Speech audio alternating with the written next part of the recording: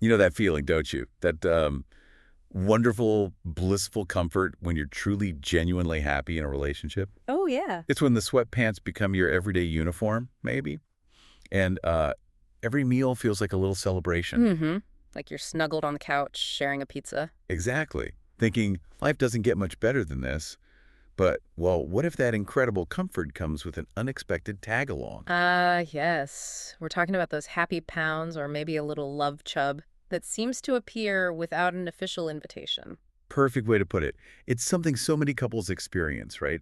Where the sheer joy of togetherness seems to, well, show up on the scale. It really does. And it's a topic that's often whispered about, sometimes with a chuckle, maybe sometimes with a quiet concern. But almost always with a sense of, is this just me or is this like a real thing? Exactly.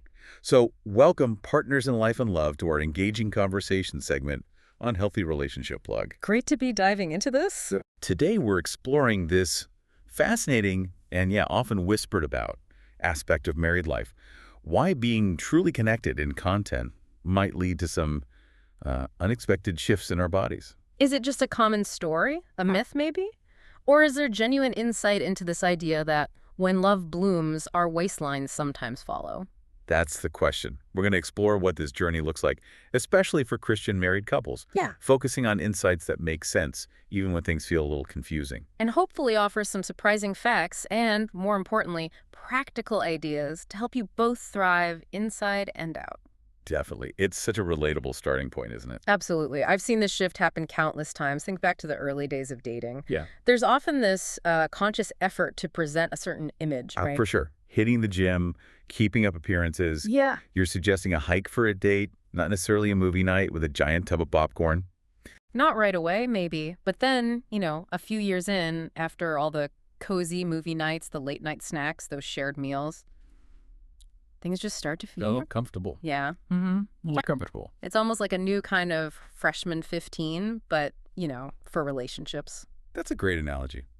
I can certainly admit to gaining probably 20 to 25 love pounds myself after I got married. It really does sneak up on you. And you're definitely not alone in that. We hear stories like yours all the time. Take Kim, for instance.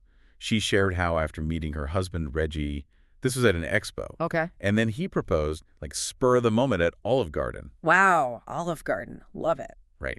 Sounds like a movie scene. Anyway, she found it incredibly hard to maintain her balance with food afterwards. She was just so happy, so content. And found herself eating more. Exactly. It just seemed to happen naturally as their relationship blossomed. And it really seems to be a common thread, doesn't it? When you're in a good mood, sharing life with a wonderful person, food just becomes such a central part of that celebration. It really does. It's almost like the joy spills over onto the plate. Yeah. And there's actual data that kind of supports this. One analysis suggested that people in happy relationships might gain around 17 pounds in just 1 year. 17 pounds. In a year. Wow. Yeah. And another broader observation indicated that within about 5 years, women might gain around 24 pounds, and men anywhere from 20 to 30 pounds. Whoa. Okay. Those are significant numbers. So it's not just like something we think happens. Researchers actually looked into this. They have. I remember hearing about a 2013 study. It specifically followed 169 newlywed couples over 4 years. Okay. And it found that the happier a couple reported being, the more likely they were to gain weight. That connection between happiness and weight gain is just, it's fascinating. It truly is. And what's really insightful here is digging into why this happens. Right. The why. Well, a primary reason is emotional security. When you're with someone who genuinely loves you just as you are, the pressure to keep up that, market-ready appearance, it eases up a lot. That makes so much sense. You're not actively trying to impress new people or seek out different partners anymore. Exactly. So that external motivation for maintaining a certain physique naturally lessens. You feel safe, you feel utterly loved, and you're not constantly worried about looking picture perfect. It's a beautiful part of a secure relationship, really. It is, but it does lead to these interesting shifts in our habits. Yeah. And beyond just feeling secure, food often becomes a really central part of bonding and celebration. Oh, definitely. Think about it. Those comforting Sunday meals, finding that amazing new jollof spot together. Jaw off, yes. Or the occasional late-night ice cream run that feels almost like a sacred ritual, you know? Totally. Food can even be a tangible way of saying, I love you. Absolutely. Hmm. Like bringing home their favorite pastry or making a warm soup after they've had a tough day. Oh, yes. Food is definitely one of my love languages sometimes. And then there are the joint habits. Mm-hmm. The shared routines. Eating out more frequently, maybe. Mm-hmm. Those cozy movie nights with snacks always seem to be there. Always. Celebrating milestones with rich meals. These shared experiences often revolve around food, and it leads, sort of unconsciously, to what you called calorie creep. That's a good term for it. And sometimes, without even realizing it, we can inadvertently enable each other's less healthy habits. It's never malicious, is it? It's just, oh, one more cookie won't hurt, honey. Right? Or, let's just get takeout tonight. You've had such a long day. These are acts of love, really. There are, but they can set a subtle pattern over time. You've hit on something really crucial there. Gaining weight isn't necessarily a sign that something is wrong with your relationship. In fact, like you said, it can often be proof that you feel safe, loved, deeply comfortable. Which is wonderful. It is. However, true love also means caring for each other's holistic well-being, not just in the moment, but for the long haul. That's the real balance, isn't it? Comfort, yes, absolutely. But maybe not complacency. Exactly.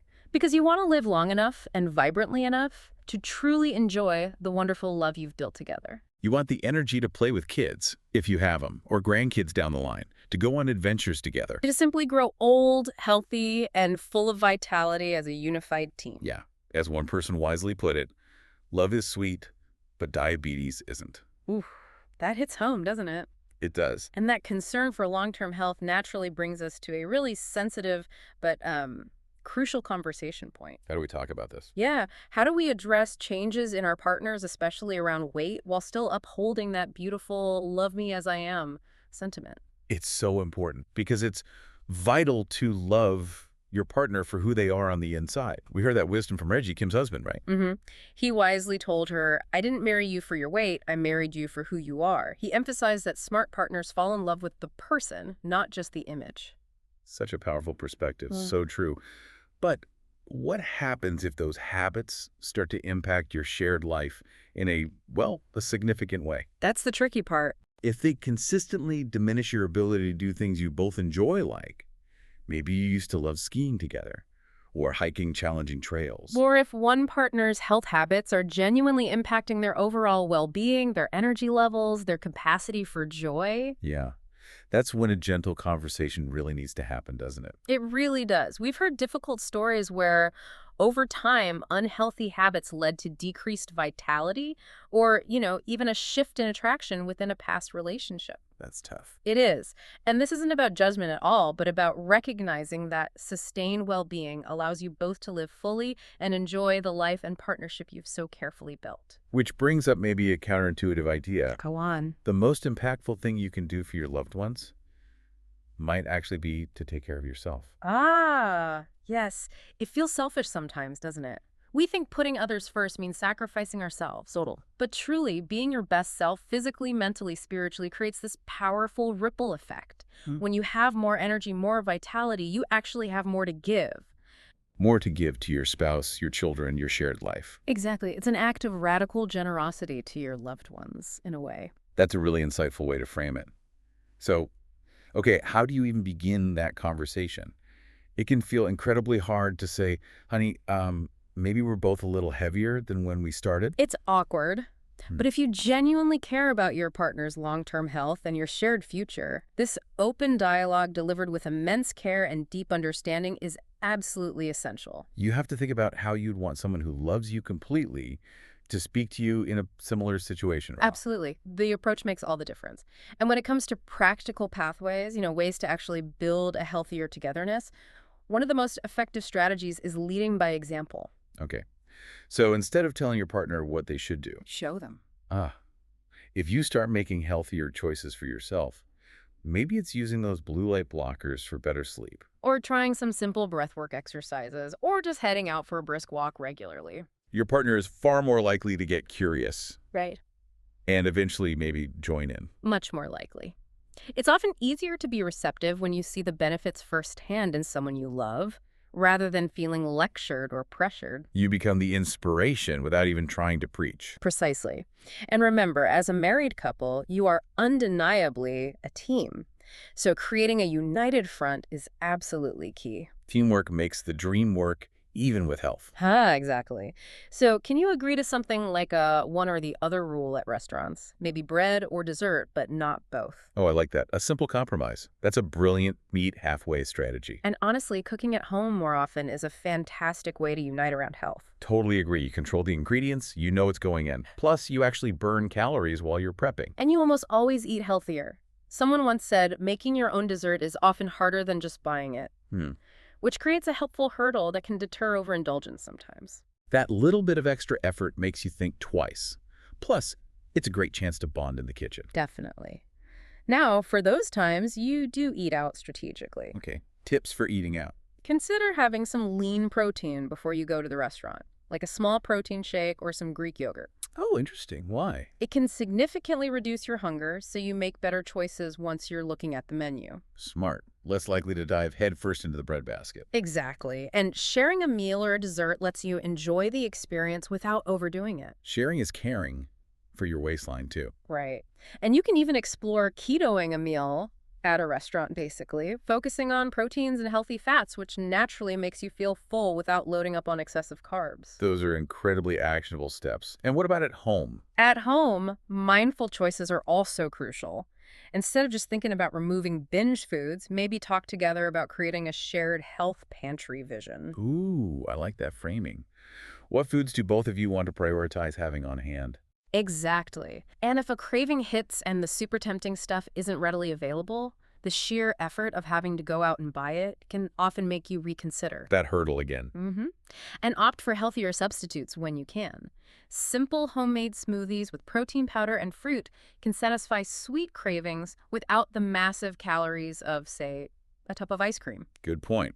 And I've heard that no liquid calories hack is helpful for a lot of people. It's a straightforward one, except, for beneficial things like protein shakes if you use them. But cutting out sugary drinks makes a big difference. Okay, so beyond food, what about movement? Shared movement. Hugely important for couples. Think back to activities you maybe enjoyed together early on. Like walking through a park, or maybe hiking a scenic trail. Even lifting weights in the garage together. Reintroduce those things. Yeah.